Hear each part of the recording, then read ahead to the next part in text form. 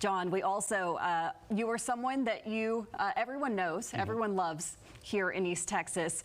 He has spent decades keeping each one of us safe during severe weather, like Congressman Moran just said. He spent over 50 years spending time mentoring and guiding countless young bucks in the Weather Center as well, including one very special meteorologist that many of you may recognize. Take a look.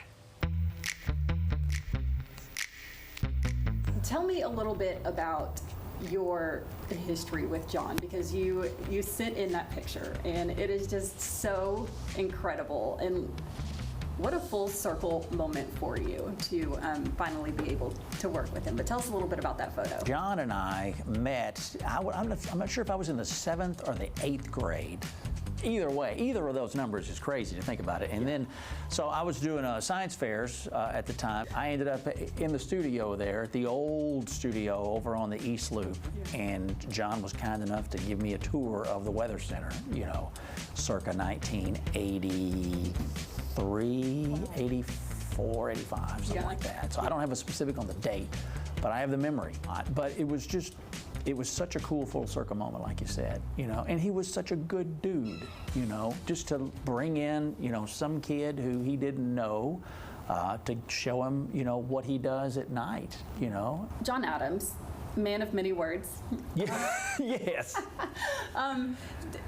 Tell us, share with our viewers, maybe some interesting facts maybe that our viewers wouldn't know about one of the most interesting men in the world, because anytime I have a conversation with him, I learn that he has a new skill, a new talent, and another experience that I never knew, that he played the piano, for example, or made homemade vanilla ice cream. Like, he does all of these interesting things all the time. He just doesn't talk about it unless you pull it out of him. Yeah. What not gonna brag. No, he's not gonna brag. No, the most humble guy I've ever met. Well, see, I don't know much about it, but at some point in our conversations over the years, he had talked about how he took karate lessons, and he would go between the 6 and the 10 o'clock newscast. I don't know where he did it at. He did it somewhere here in town.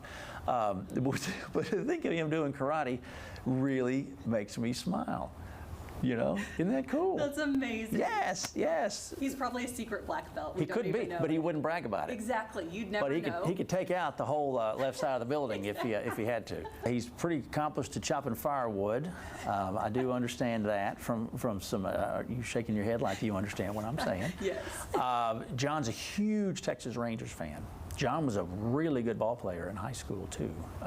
So, you know, it's funny because I think sitting in the Weather Center with John sometimes, it kind of helped to rekindle some of my interest in Rangers ball from just coming in. This was, you know, a number of years ago, back when the Rangers games, you could get them on cable or something like that. You didn't have to go through a subscription service. But, you know, come in the Weather Center many a night and have a Rangers game on TV. So you're also shaking your head like you know what I'm talking about. He has not changed. Yes, yeah. So, you know, John, I tell people, because I'll run into folks, you know, out and about, and they'll say, you know, did you work with John Adams? And, you know, if somebody is from this area and over the age of about 40, you know, they'll know.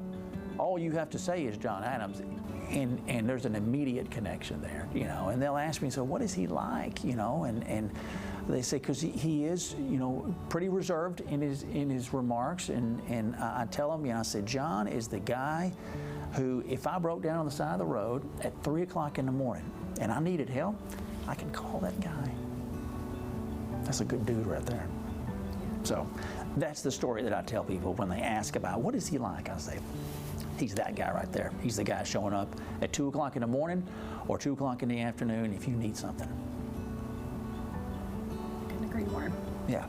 So 50 years he's celebrating, and it's on his birthday as well. This Saturday is a big day for him. Right. It's crazy. He started his career on his birthday. At least he remembers the date. A lot of us don't remember the first date, you know, that we were on the air necessarily. To imagine just how much the business has changed in the course of 50 years. Yeah.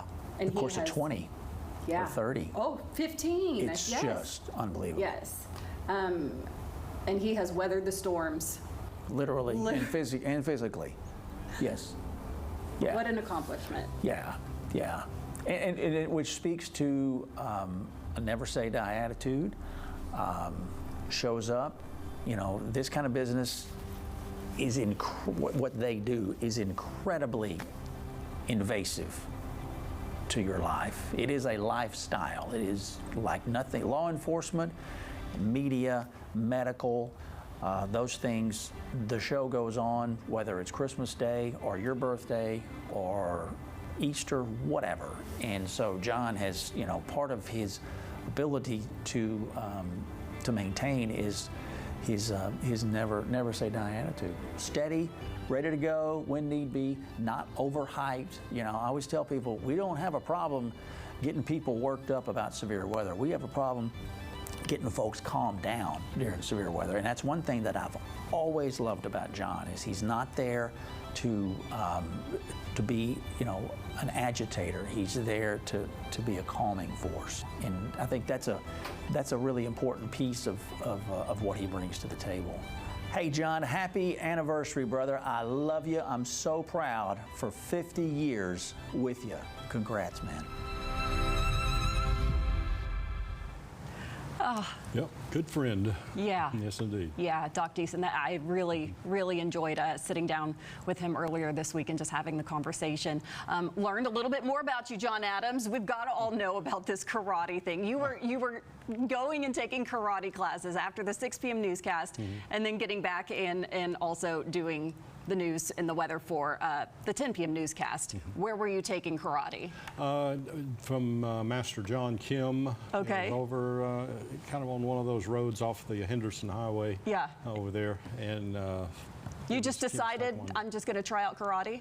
My sons got interested in it first, Okay. as I recall. And they started, and then I went in one night and said, well, I'm going to sign up too. And my wife actually ended up signing up too for a little while. So as a whole, just family ordeal. You were all... Yeah. Okay, so it was a lot of fun. The Adams family, just a bunch of black belts that we just didn't even know about? Oh my gosh. No, I got close, but it didn't quite make black belt. That's amazing.